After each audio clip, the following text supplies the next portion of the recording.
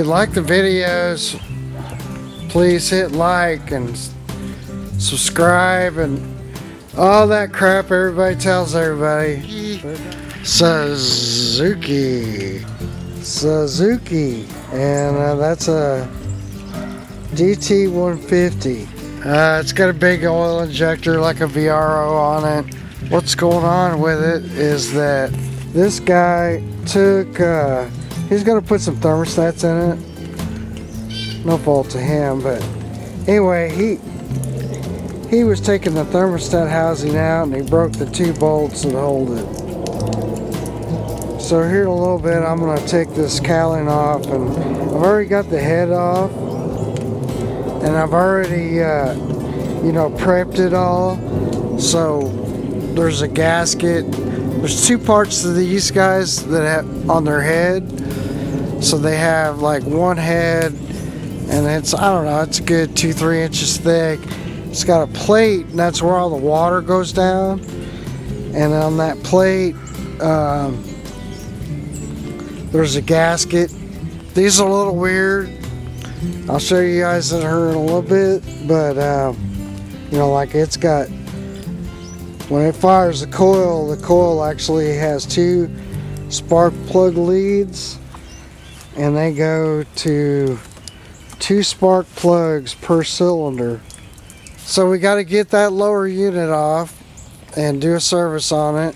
So there was some evidence of like impeller, like rubber pieces up there where the head side is for the water, and so, you know, I'm thinking it probably has some damage, and that's in the bid, so we're gonna do that, refill it. I mean, it even looks like somebody made some sort of I don't know, they couldn't get those pieces back on. If you see where I'm talking about, it's where the black inlet for the water. See how they just made some kind of something work. That's fine. And then if you also notice on their skeg, on his skeg, which is like, it's backwards. It should be pointed the other way.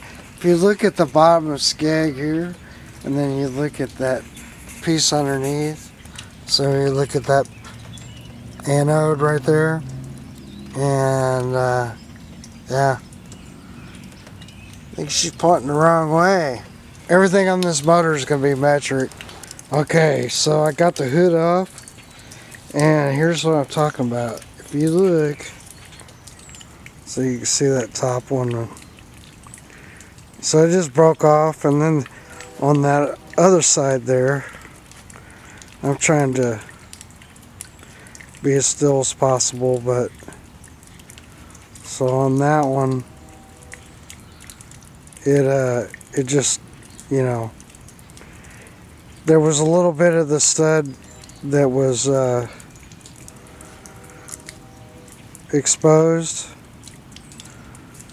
so I couldn't get it out with a pair of pliers, like vice grips, you know, and you can turn it out, but they're rusted up, so I'll have to drill these.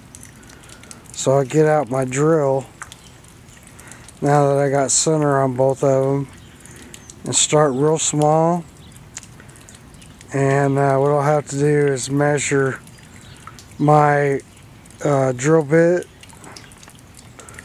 so then won't go too far, you know.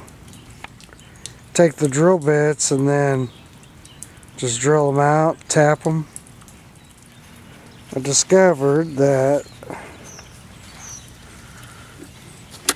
this guy,